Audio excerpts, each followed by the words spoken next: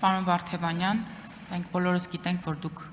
հրաշալի մասնագետ եք, հրաշալի փաստաբան եք։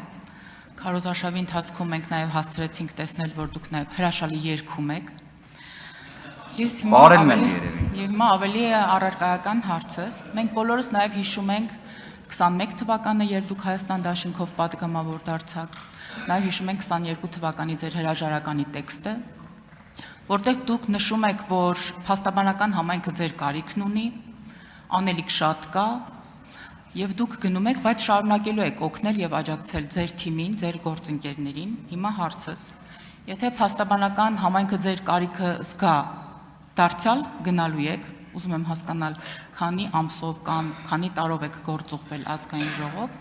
Երկրորդ, Հայաստան դաշինքի պատգամավորներին կամ Հայաստան դաշինքը շարունակում եք համարել ձեր թիմը թե ոչ, եւ ես երեք խոսեցի, որ հետաքրքիր ժանր է ձևավորվել, բացի այն ժանրից, որ դուք եք բերել Հայաստանի քաղաքական դաշտ, երբ օրինակ մեքենաների վրայից կարդում եք բանտից ձեզ ուղղված նամակները, մի ուրիշ հետաքրքիր ժանր է ձևավորվել, երբ ընդդիմությանը ոչ միայն պատասխանում է ընդդիմությունը, այլ ընդդիմությանը հարցեր են ուղղում նաեւ ընդդիմության թևերից։ Հիմա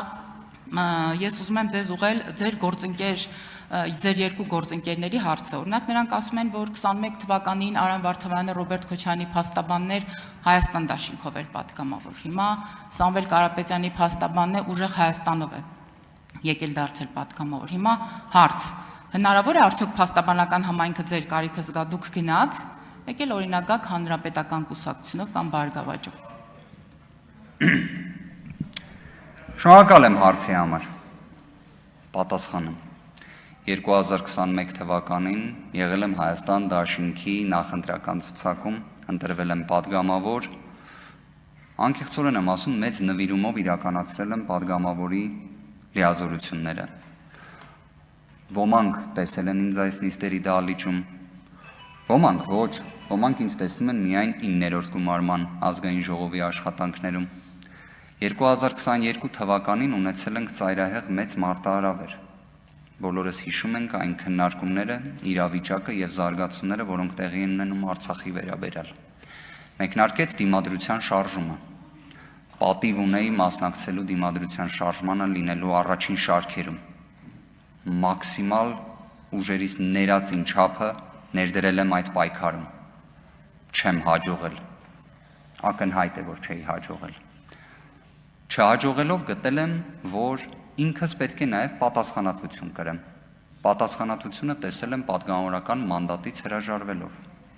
Գործընկերների հետ քննարկել եմ այդ հարցը, այդ ժամանակ իհարկե։ Այստեղ ներկա մարդիկ իմ ընկերներն են, ոչ թե պարզապես անձինք են։ Ունեմ իրենց հետ միջանձնային հարաբերություններ։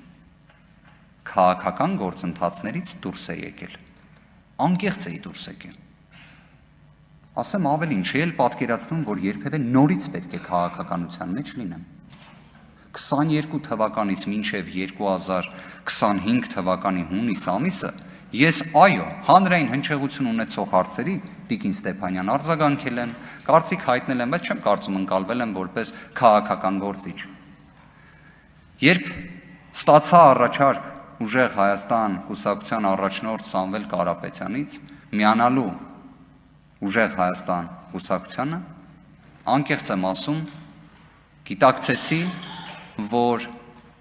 ուժեղ Հայաստան կուսակցության առաջնորդ Սամվել Կարապետյանը ունի բացառիկ տեսլական Հայաստանի Հանրապետության քաղաքացիների համար։ Ես կարծում եմ, ձեզանից շատերը գիտակցում են, որ Սամվել Կարապետյանի տեսակը այնպիսինն է, որ այս տարիների ընթացքում առանց որևէ իշխանության Հայաստանի Հանրապետությունում բազմաթիվ դրական փոփոխություններ է բերել, բարեգործություններ է արել, անկեղծ է եղել, նվիրումով է արել։ Լսելով այդ առաջարկը, ընդունել եմ այն, պատվով եմ ընդունել, պատիվ եմ համարել, որ նման առաջարկ ստացել եմ։ Եվ ես այլևս ներկայացնում եմ ուժեղ Հայաստան կուսակցությունը։ Արդյոք պատասխանեմ նաև, եթե թույլ տաք, ոչ թե արձագանքի ժամանակ։ Ես ինքս իմ համար որոշել եմ, որ ես իմ կողմից Վերադարձ փաստաբանական գործունեությանը չեմ իրականացնելու։ Սա ճանապարհ է, որը պետք է անցնեմ, անցնելու եմ։ Արձագանք։ Շնորհակալություն պատասխանների համար, պարոն Վարդևանյան։ Իմ կարծիքն ասեմ, ես կարծում եմ, որ այդ բանտից ձեզ ուղված նամակների հեղինակը այնուամենայնիվ դուք եք, հրաշալի եք գրում։ Եվ այստեղ դուք խոսեցիք նաև իրավունքի դեֆիցիտի մասին, խոսեցիք Լևիաֆանի մասին, ես էլ համասարանական կրթություն ունեմ, ես էլ եմ ծանոթ այդ տեսություններին։ Կխնդրեմ, որպեսզի դուք որպես հրաշալի իրավաբան եւ հրաշալի փաստաբան գնահատեք 98-99 թվականներից մինչև 2000-ականների վերջ Հայաստանի Հանրապետությունում տիրող իրավիճակը իրավունքի տեսանկյունից եւ իրավունքի գերակայության տեսանկյունից եւ ճիշտն ասած շատ կուզեի որպեսզի նաեւ թեթև անդրադարձ կատարել օրինակ այդ իրավունքի տեսանկյունից հոկտեմբերի 27-ի դեպքերին, որոնք տեղի են ունեցել հենց այս դահլիճում եւ հենց այնտեղ, որտեղ որ դուք եք կանգնած։ Հոկտեմբերի 27-ը մեր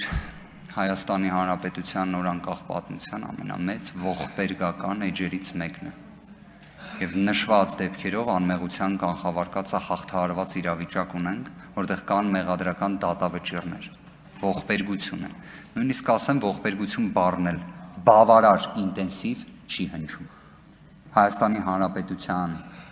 ես ենթադրում եմ երևի թե հարցադրման կոնտեքստը ժամանակահատվածը այնպես ընտրվեց, որ հենց պետք է լիներ երկրորդ նախագահի ժամանակահատվածում,